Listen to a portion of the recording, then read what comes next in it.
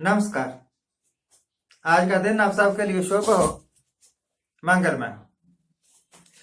तो सुल्तान आजम हिंद का हुक्म हुआ बीजेपी वालों को, बीजेपी के बड़े बड़े लीडर्स को, कि जाइए गांवों में जाके जो जाट लीडर्स हैं उनको समझाइए कि ये जो कृषि कानून गवर्नमेंट ऑफ इंडिया ने बनाए हैं ये आपके फायदे के वास्ते हैं भाई, इनका विरोध मत करो, इनको अपना लो।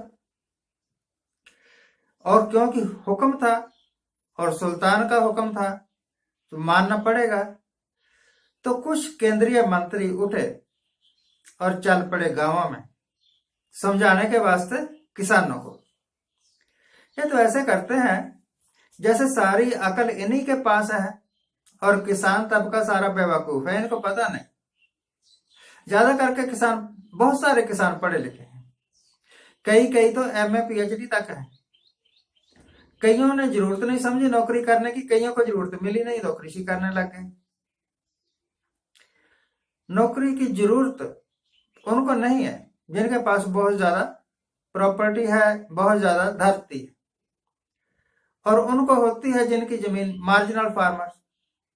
परंतु रिश्वतखोरी के जमाने में जरूरी थोड़ा कि नौकरी मिल जाए। उन दिनों में ऐसा तो था नहीं कि बिना आईएएस पास किए ही आपको नौकरी मिल जाएगी अगर आप आरएसएस से संबंधित हों, बीजेपी से संबंधित हों। अब तो हो जाता है ना, अब तो कानून भी बदल दी। कानून बदल क्या दिया, कानूनों की धज्जियां उड़ा दी। तो कुछ लीडर्स, केंद्र में मंत्री गए लोगों को समझाने के वास्ते, जाटों को समझाने के वास्ते, तो लोगों ने अपने गांव में नहीं घुसने दी, इनको बात तक नहीं करने दी। एक केंद्र का मंत्री, और वो भी कहां का, गवर्नमेंट ऑफ इंडिया का, उसको गांव में जाने पर कोई बैठने तक के लिए ना कहे, उसकी बात सुनने तक के लिए तैयार ना हो, तो क्या समझेंगे इस सरकार का अकबाल कितना रह गया है।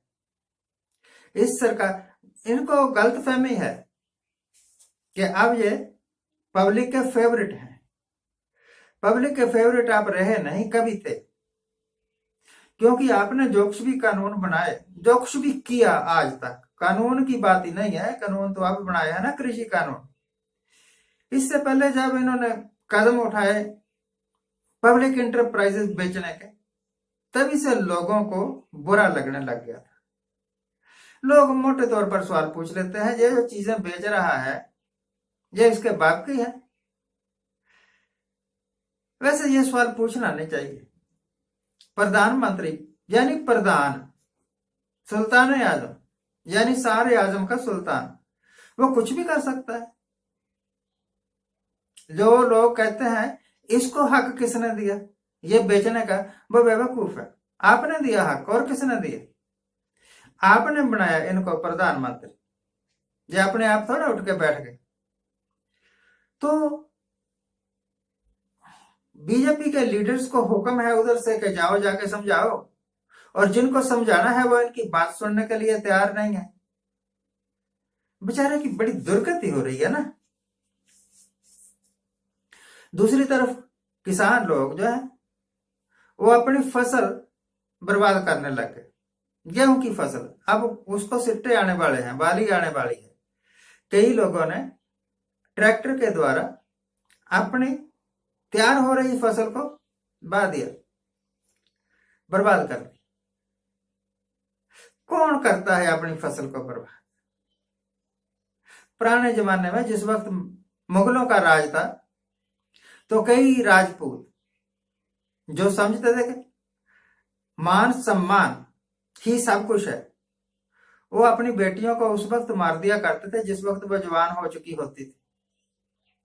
हालात ऐसे बन जाते थे कि वो शादी कर नहीं सकते थे, कोई ना कोई मुसलमान पीछे पड़ जाता था कि हमें दे दे अपनी लड़की।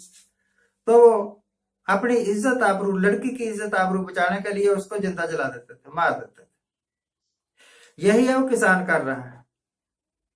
किसान दुखी है, अंदर से दुखी है। ये गप्पे मारते हैं हम ये दे रहे हैं वो दे रहे हैं, कुछ नहीं दे रहे।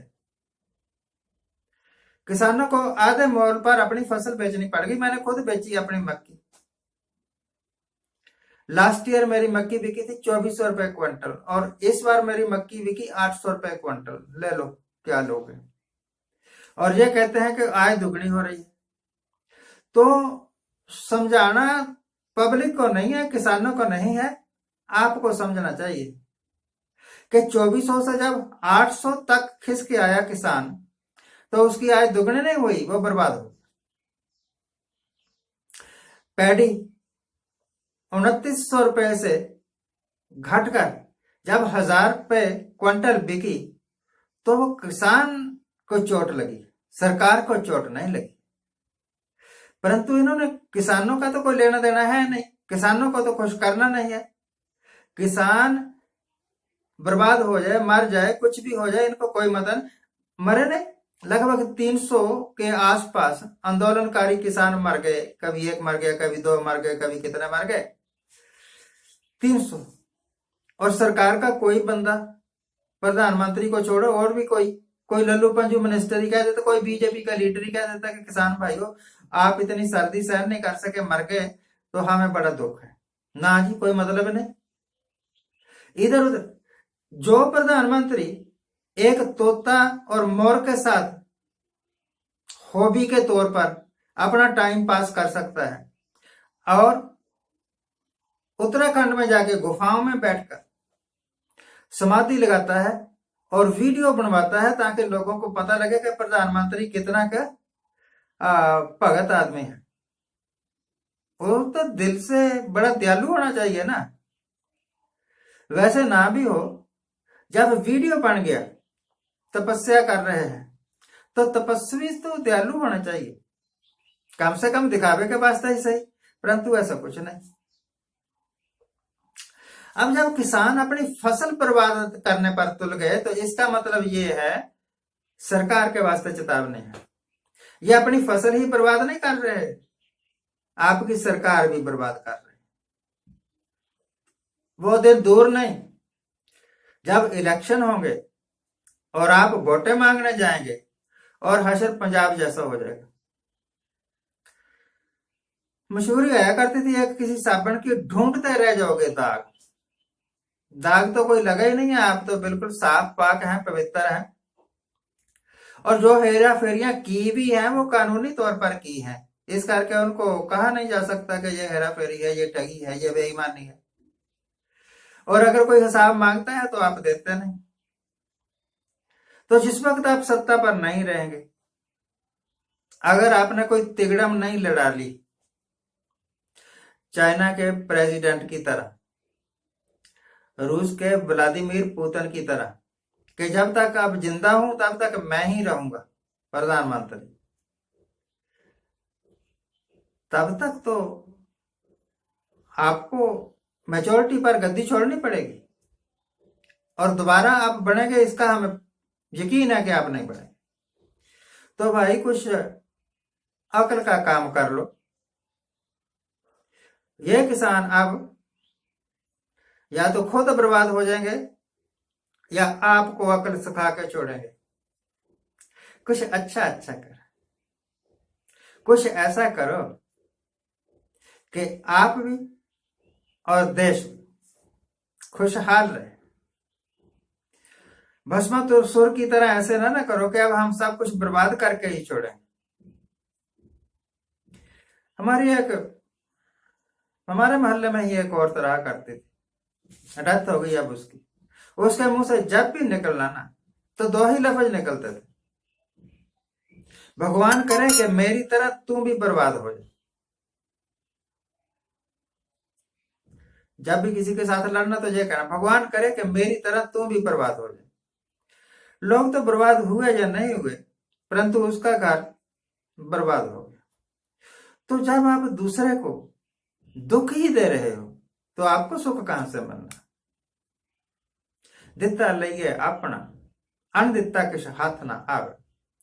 जरा देखिए, आपके सुल्तान आजम हिंद ने दुनिया को, पब्लिक को क्या दिया। पब्लिक ने इनको विश्वास दिया था, इन्होंने अविश्वास दिया। पब्लिक ने इनको राजगद्दी पर बैठाया था, इन्होंने पब्लिक को जूते में रुला दिया। आज के लिए इतना है। आज जिनका जन्मदिन है उनको हैप्पी बर्थडे, आज जिनकी मैरिज एनिवर्सरी है उनको बहुत बहुत शुभकामनाएं। सदा सुखी रहिए, खुश रहिए।